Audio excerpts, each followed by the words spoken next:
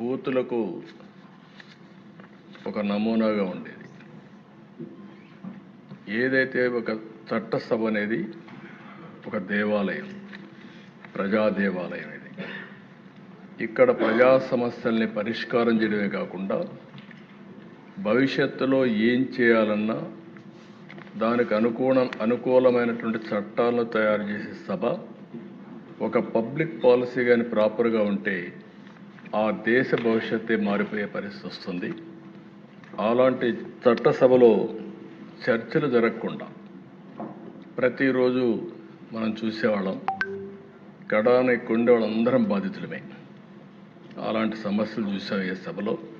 ఇప్పుడు మీరు ఇంకొక స్టెప్ ముందుకెళ్ళి ఇంతవరకు యువతలో చట్టసభల పైన ఒక మంచి సదభిప్రాయం లేదు. అలాంటి సదభిప్రాయం కలిగించడానికి వాళ్ళల్లో కూడా రాబోయే రోజుల్లో యువతను కూడా